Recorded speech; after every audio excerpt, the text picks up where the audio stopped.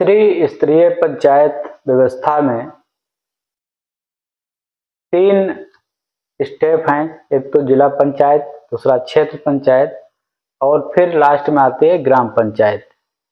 ग्राम पंचायत की आज मैं बात करूंगा और ग्राम पंचायत को हम 2 तरह से पुकारते हैं। एक तो ग्राम पंचायत कभी कहते हैं और कभी ग्राम सभा कहते हैं। जैसे गांव के बहुत सारे लोग आते हैं जो कम पढ़े लिखे हैं, जिन्हें जानकारी नहीं है, तो गांव पंचायत के किसी मजरे के अगर रहने वाले हैं वो, तो उनसे जब पूछो कि किस ग्राम पंचायत के रहने वाले हो, तो वो ये थोड़ा बताने में दिक्कत महसूस करते हैं, क्योंकि उन्हें ये पता नहीं होता है कि ग्राम पंचायत किसे कहते हैं।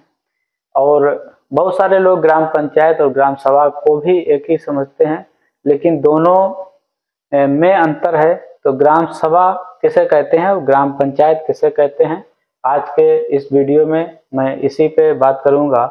और ग्राम सभा की बैठकें, ग्राम पंचायत की बैठकें भी हमारा विषय होगा।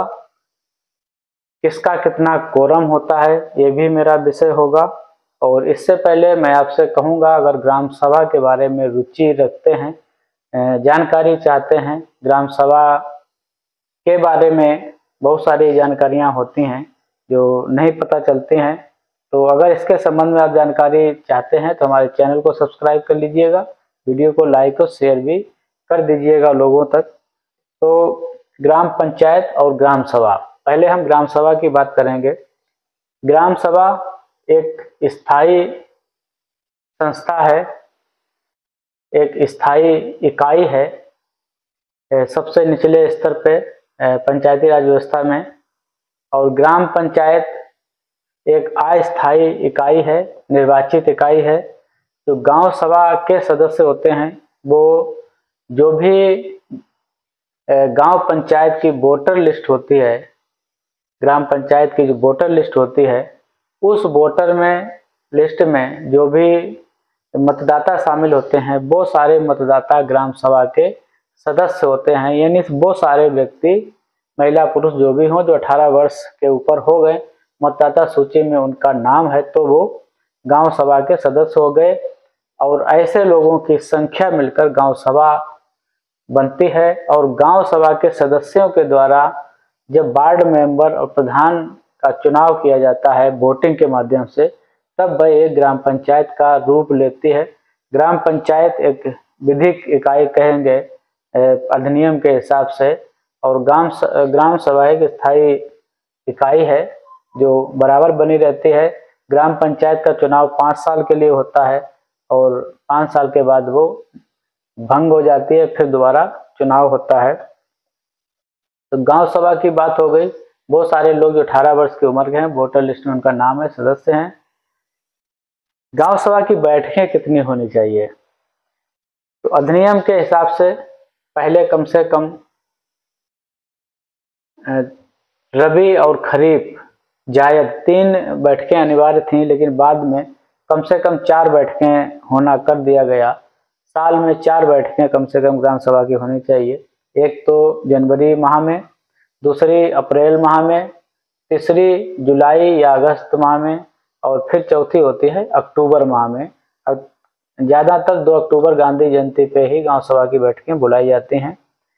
गांव सभा की बैठक बुलाने का मकसद यही होता है कि गांव के लोग बैठें, आपस में बात करें, गांव की समस्याओं पर चर्चा करें, गांव पंचायत गांव सभा के लिए किस तरह से कार्य करे, उसके विकास के लिए, उसकी समृद्धि के लिए, उसके और बेहतर बनाने के लिए।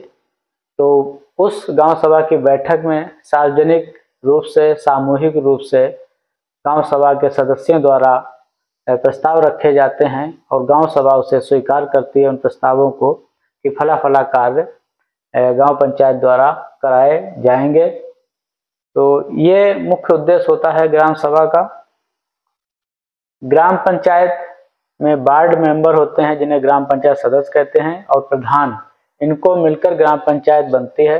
ग्राम पंचायत में चुने हुए प्रतिनिधि होते हैं जो गांव सभा के सदस्यों के द्वारा चुने जाते हैं। और गांव सभा की कम से कम हर महीना एक बैठक होनी चाहिए, जो कि होती नहीं है, क्योंकि गांव सभा या गांव पंचायत की बैठकों में अक्सर जो नियम होते हैं उनका पालन नहीं होता है। गांव के लोग आके वहां पे उपद्रव भी करते हैं और कमियां भी कई तरीके की होती हैं। बहुत पारदर्शिता नहीं हो पाती है, जिसकी वजह से हंगामा होते हैं और बैठकें नहीं हो पाती हैं। तो गांव पंचायत की कम से कम हर महीना एक बैठक होनी चाहिए।